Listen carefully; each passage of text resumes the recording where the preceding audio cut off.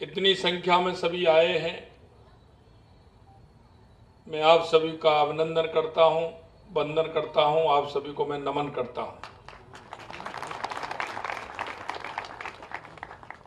नागपुर की इस महान और ऐतिहासिक धरती को भी मैं नमन करता हूं, जहां से एक राष्ट्रीयता का एक दीपक जला,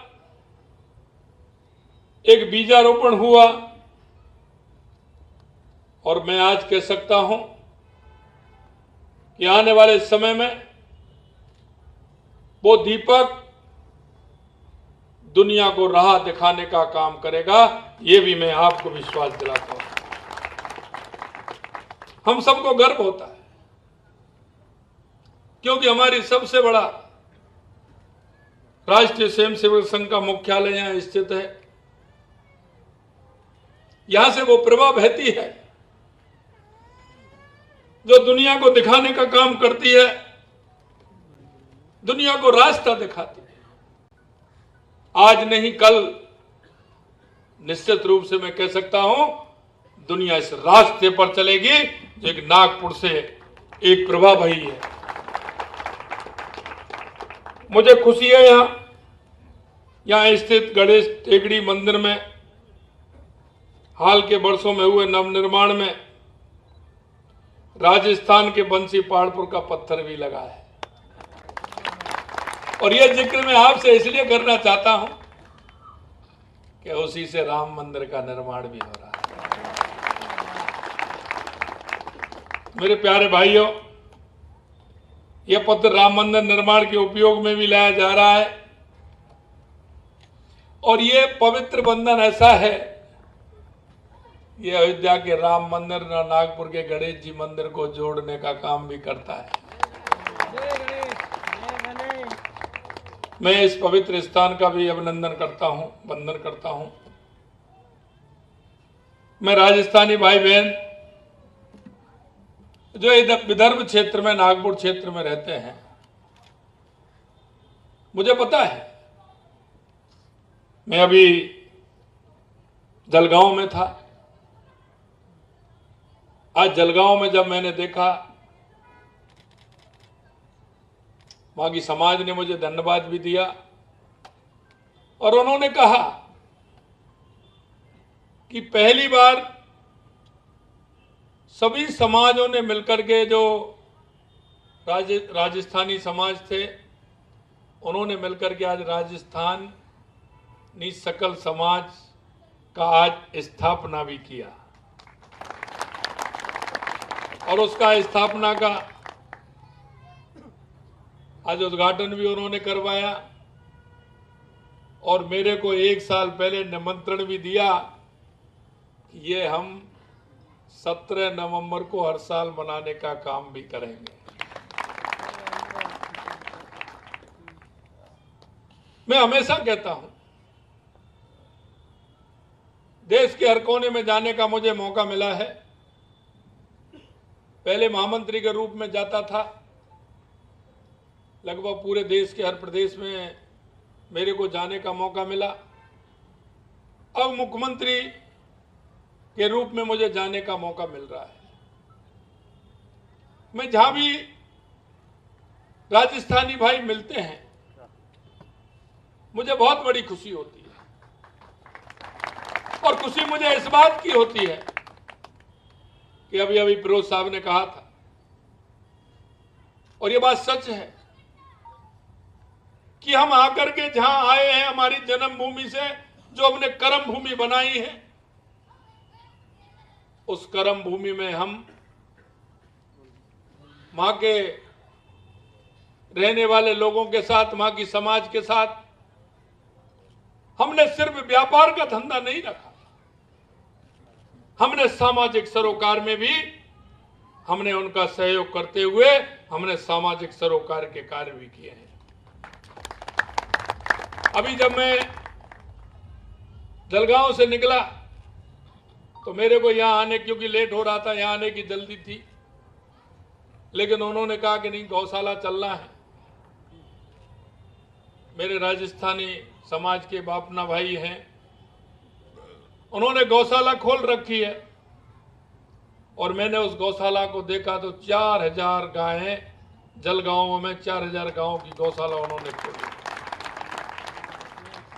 खुशी मुझे इस बात की होती है कि जहां जहां हमारे प्रवासी राजस्थानी गए हैं, उन्होंने अपनी मेहनत से, अपने कर्म से, अपने व्यवहार से सभी जगह जो स्थान बनाया है, उसके लिए मैं आप सभी को बहुत बहुत धन्यवाद देना चाहता हूं, बहुत बहुत साधुवाद देना चाहता हूं। क्योंकि मन में यह लगता ही नहीं, क्योंकि आपके सामाजिक सरोकार के काम इस तरह के हैं। अभी राजेश जी जिक्र कर रहे थे, क्या शैक्षणिक संस्थाएं हो, चिकित्सा संस्थाएं हो, मंदिर हो, या गरीब लड़कियों की शादी हो, या शमशान घाट का जीर्णोद्धार भी हो। क्योंकि जब मैं तेलंगाना के अंदर गया तो मेरे को उन्होंने बताया कि जितनी शमशान है, किसी न किसी राजस्थानी भाई ने उनको गोद ले रखा है और उनका भी जीर्णोद्धार करने का काम कर रहे हैं। इसलिए मैं कहना चाहता हूं कि कभी कभी मेरे से पूछते हैं कि राजस्थानी भाई हर जगह है। मेरे को उड़ीसा गया, मैं उड़ीसा के दूर दराज में लगाया, तो वहां भी जब मेरी सभा थी और मैं हेलीकॉप्टर से उतर करके उस सभा में जा रहा था, तो मेरे राजस्थानी प्रवासी भाई वहां बहुत बड़ी संख्या में मिल गए। तो वो कहावत, क्योंकि उस समय जब यहाँ आए थे 150, 200, 300 साल पहले, रेलगाड़ी भी नहीं थी, कोई साधन भी नहीं था, लेकिन मारवाड़ी के बारे में कहावत है कि जहां नहीं पहुंचे रेलगाड़ी, वहां पहुंचे बैलगाड़ी, और जहां नहीं पहुंचे बैलगाड़ी, वहां पहुंचे मारवाड़ी। इसलिए मैं कहना चाहता हूं, मैंने देश के बारे में बताया, लेकिन मुझे कई कंट्रियों में जाने का भी मौका मिला। अभी राइजिंग राजस्थान है, तो मैं कई कंट्रियों में गया, तो सबसे पहले एयरपोर्ट पर मेरे प्रवासी भाइयों की लाइन देखी और वो स्वागत में सभी निकल करके आए। वो वहां भी अपने वो सामाजिक सौहार्द और समाज के जो काम है, वो देश में ही नहीं, जहां भी जिस कंट्री में है वहां भी उसमें वो जुटे हुए हैं, वहां भी उन कामों को वो कर रहे हैं। मुझे इस बात की खुशी होती है कि वो राजस्थान की मिट्टी की जो खुशबू है, वो आप सभी जगह फैलाने का काम मेरे प्रवासी भाई कर रहे हैं। महाराष्ट्र और राजस्थान में तो पुराना संबंध है, क्योंकि महाराष्ट्र के अंदर छत्रपति शिवाजी हैं, तो राजस्थान के अंदर महाराणा प्रताप हैं, जिन्होंने समाज के लिए अपने आप को समर्पित करते हुए उन्होंने जिस तरह का लोहा लिया। और इतिहास में जब छत्रपति शिवाजी और महाराणा प्रताप का नाम लेते हैं और उनकी गाथा सुनते हैं, तो रोम रोम खड़ा हो जाता है। ये मेरे राजस्थानी और महाराष्ट्र की पहचान है। और आपने, क्योंकि राजस्थान शक्ति और भक्ति की धरती है, महाराणा प्रताप की धरती है, महाराजा सूरजमल की धरती है, त्याग की मूर्ति पन्नाधाय की धरती है, भक्ति की मूर्ति मीराबाई की धरती है, और अपने आप को पर्यावरण के लिए और खेजड़ी के पेड़ों को समर्पित होने वाली मां अमृता देवी की धरती है। मुझे पता है ये खुशबू पूरे देश में फैलाने का काम आप कर रहे हैं। और मुझे ये भी पता है कि आप राष्ट्रीय भावना से ओतप्रोत होकर के देश के यशस्वी प्रधानमंत्री नरेंद्र मोदी जी कहते हैं कि विकास भी और विरासत भी। हम हमारी उस विरासत को ध्यान में रखते हुए, क्योंकि हजारों सालों की गुलामी के बाद हमारे पूर्वजों ने वो गुलामी के समय कैसा काटा होगा। हजारों सालों की वो गुलामी, कभी हूण आए, कभी कुषाण आए, कभी इस्लाम आया, तो कभी अंग्रेज आए, लेकिन जिस तरह से लोहा लिया और हमने इस देश को उन आक्रांताओं से, हमारे उन बुजुर्गों ने लड़ाइयां लड़ी, मैं कह सकता हूं मेरे भाई और बहनों, जो हजारों साल तक उन्होंने वो लड़ाइयां लड़ी, वो समय हमारा आ गया है। जो स्वामी विवेकानंद जी ने कहा था 1893 में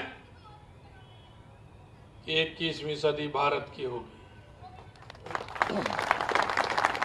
आप परिवर्तन देख रहे हैं। उस नरेंद्र से इस नरेंद्र का परिवर्तन आप सभी ने देखा है कि किस तरह से परिवर्तन हुआ।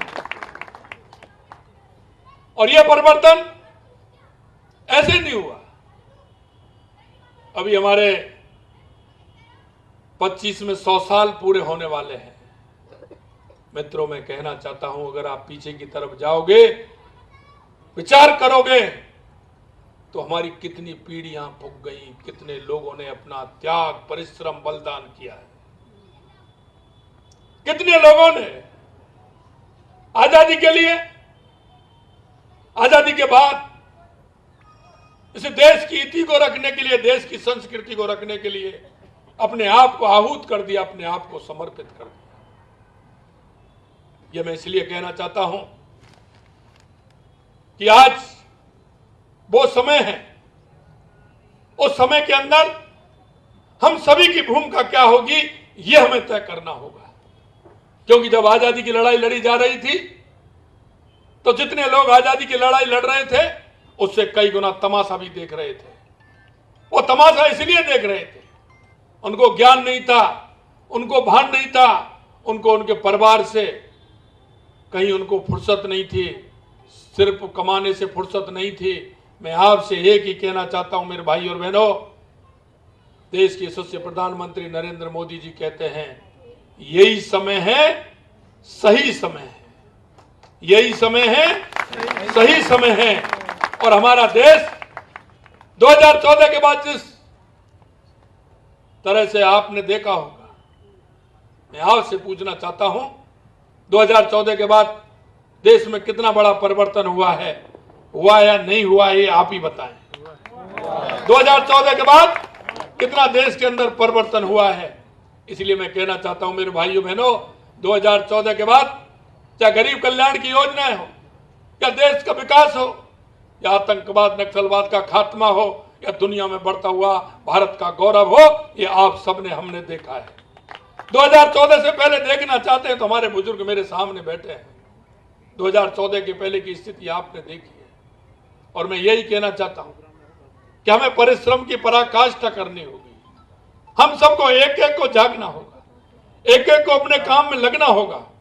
और मैं आपसे आज इसीलिए कहना चाहता हूं, मुझे प्रसन्नता हो रही है कि मैं उस धरती से आज आप सभी को कह रहा हूं, जिस धरती ने बहुत कुछ दिया है, बहुत कुछ दिया है, देश को दिशा देने का काम किया है। इसलिए मैं कहना चाहता हूं कि हम सबको, जहां भी हमारा विदर्भ के अंदर, हमारा नागपुर के अंदर, कहीं भी कोई भी हमारा भाई है, मिलने वाला है, और मैं जानता हूं राजस्थानी भाई बहनों को, क्योंकि इनका जुड़ाव कितना बड़ा होता है। इनका जुड़ाव, चाहे कोई भी काम करते हैं, लेकिन इनका सामाजिक सरोकार का दायरा बहुत बड़ा होता है। वो इतना बड़ा होता है कि उनके मोबाइल में 1000, 2000, 3000, 4000 फोन नंबर होते हैं। आप उन सबको जगाना होगा, उन सबको SMS भी करना होगा और फोन भी करना होगा। क्योंकि आपने देखा है, देश में राजनीति का परिदृश्य बदला है। आजादी के बाद जिस तरह की दशा और दिशा बदली थी, क्योंकि हमारे भी तो उस आजादी में बहुत बड़ा योगदान था। हमारे डॉक्टर श्यामा प्रसाद मुखर्जी भी तो उद्योग मंत्री थे। आज अगर किसी पार्षद को कहते हैं कि तुम इस्तीफा दे के ये कर दो, कोई भी नहीं करता है। लेकिन उन्होंने उस समय कैबिनेट मंत्री से त्याग पत्र दे करके और उन्होंने एक ऐसे संगठन का निर्माण किया जो देश की दशा बदलने का काम करे, क्योंकि आजादी के बाद देश की दशा बदली हुई थी, उसे ठीक करने के लिए। और जब हमें खुशी होती है कि वो हमारा 10, 15, 20 लोग राष्ट्रवादी लोगों का जो संगठन था, वो धीरे धीरे धीरे धीरे अपनी मेहनत और परिश्रम से आज देश नहीं दुनिया का सबसे बड़ा राजनीतिक दल है, तो वो भारतीय जनता पार्टी है। ये सारी बातें मैं आपसे इसलिए कहना चाहता हूं कि परिदृश्य बदला है। राजनीति में लोग क्या क्या करते हैं वो आपने देखा है, लेकिन 2014 के बाद देश के यशस्वी प्रधानमंत्री नरेंद्र मोदी जी ने राजनीतिक पार्टियों को और राजनेताओं को बदलने के लिए मजबूर कर दिया है। इसलिए मैं आप सभी से कहना चाहता हूं कि हम समय के साथ चलें, समय के साथ चलते हुए अपना परिश्रम करें और हम जिस तरह से 2014 के बाद स्थिति बदली है, आगे भी बहुत बड़े परिवर्तन होने वाले हैं। आपने ये तो देखा ही होगा कि 2014 के बाद जो हम जिनको 20 साल, 30 साल, 40 साल से जिन विषयों को लेकर के चलते थे और हम यही कहते कि अगर हम सरकार में आएंगे तो ये काम करेंगे, और आपने देख लिया वो काम भी हमने करके दिखाए, हमारी केंद्र की सरकार ने करके दिखाए। आपने देखा है, अभी पुरोहित जी कह रहे थे, मैं कह रहा था कि आज मेरे को 11 महीने हमारी सरकार को बने हुए हैं राजस्थान के अंदर। मैं धन्यवाद देना चाहता हूं आप लोगों को कि आपने राजस्थान में ऐतिहासिक बहुमत के साथ 11 महीने भारतीय जनता पार्टी की सरकार बनाई। हमने जिन संकल्पों के साथ हम गए थे, आज हमको 11 महीने हुए हैं। हमने 5 साल के लिए बात कही थी, लेकिन मैं आपसे कहना चाहता हूं कि 11 महीने में लगभग 50% के लगभग हमारे संकल्प पत्रों को पूरा करने का काम हमने किया। और अभी 9, 10, 11 दिसंबर को राजिंग राजस्थान है, उसमें भी मैं आपको आमंत्रित करना चाहता हूं कि आप आइए राजस्थान के अंदर, राजिंग राजस्थान में अपना रजिस्ट्रेशन कराइए। आप हो, आपके कोई ऐसे मिलने वाले हो, क्योंकि मुझे पता है आप 2 बार जाते हैं साल में, लेकिन मैं चाहता हूं आप महीने में 2 बार आए। इसलिए मैं राजस्थान में आइए, अपना उद्योग भी लगाइए, अपने मित्र को भी लगवाइए और महीने में 2 बार कम से कम आइए। मेरे को कहा है कि रेलवे में चिंता मत करिए, उसकी ट्रेन की चिंता मत करिए। और मैं इसलिए कहना चाहता हूं कि आप 2 बार कब जाते हैं कि शादी होती है, नई बहू आती है तो उसे लेकर के जाते हैं, या बालक या बालिका होती है तो उसका मुंडन कराने के लिए आते हैं। हम चाहते हैं कि आप महीने में 2 बार आए। 2 बार आने से आपका कारोबार भी वहां प्रारंभ हो जाएगा। और ये सही बात है कि आप आओगे तो निश्चित रूप से राजस्थान में खुशहाली आएगी। हमने वादा किया है कि आने वाले समय में हम 1 साल में राजस्थान में 1 लाख सरकारी नौकरी देंगे, 5 साल में 4 लाख नौकरियां देंगे। और अभी आपने देखा होगा लगभग 30,000 नियुक्ति पत्र हमने दे दिए, अगले महीने और हम देंगे। हमने एक साथ हमारी कैबिनेट में 90,000 वैकेंसी निकालने का काम भी हमने किया। हमने कहा है कि सबसे पहले हमने राजस्थान में क्योंकि पानी की कमी आप सभी जानते हैं। हमने 3-4 समझौते लगातार किए और हमें देश के यशस्वी प्रधानमंत्री नरेंद्र मोदी जी के नेतृत्व में निश्चित रूप से हम सफल होंगे। राजस्थान में जो पानी की समस्या है उसको भी हम जल्दी से जल्दी निजात दिलाने वाले हैं। राजस्थान में बिजली के लिए हमने कहा कि 2,24,000 करोड़ रुपए के हमारे MOU हो गए, काम भी प्रारंभ हो गया और ये राजस्थान हमारा है। और क्योंकि आपने देखा है कि राजस्थान में संभावनाएं बहुत संभावना है, चाहे वो मिनरल हो, चाहे हमारा स्टोन हो, चाहे हमारा डेजर्ट हो, चाहे हमारी हवेलियां हो, चाहे हमारे बड़े बड़े किले हों। पर्यटन के क्षेत्र में भी हमारा बहुत बड़ा काम है, चाहे हमारे उदयपुर की झीलें हों।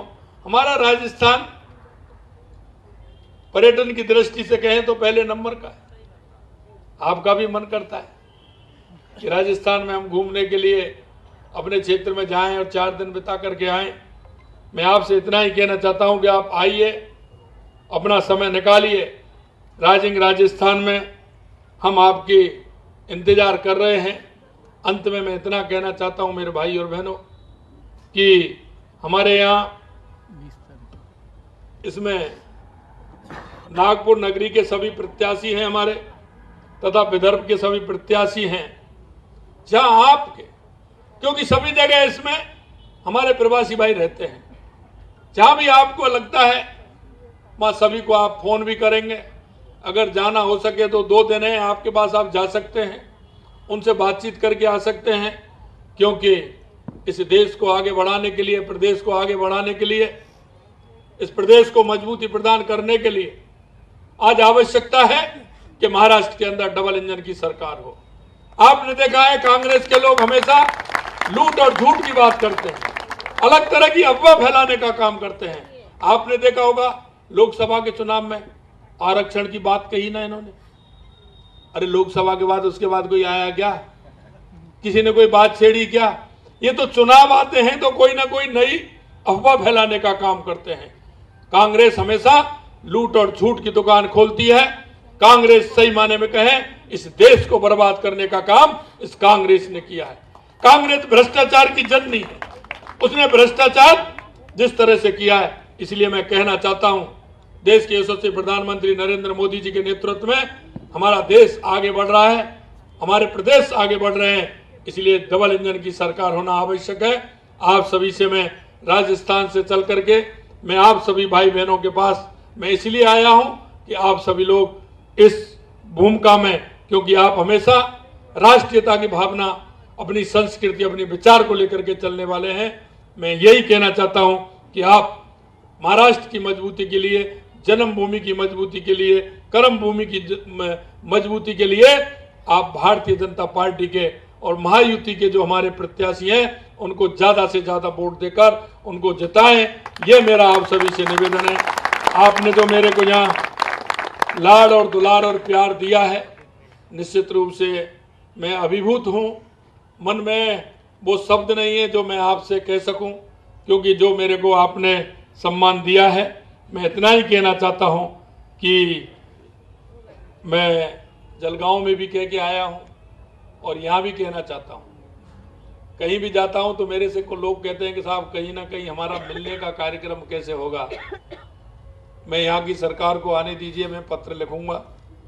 नागपुर में कोई ऐसा स्थान मिलेगा जिसपे आप भवन आराम से भवन बन जाए और राजस्थानी प्रवासी भाई हमारे वहाँ ठीक प्रकार से, क्योंकि 3-4 त्यौहार तो आते ही हैं, उनमें जब हमारा मिलना जुलना होगा तो एक अच्छा हम सामाजिक कार्यों को आगे बढ़ा सकते हैं। और सामाजिक कार्य जब हम करेंगे तो निश्चित रूप से लोग भी हमसे जुड़ते हैं और हमारे मन में है, हमारे भाव में है, हमारी आत्मा में है कि हम सामाजिक कार्यों से जुड़ करके रहें। मैं इतना ही कहना चाहता हूँ।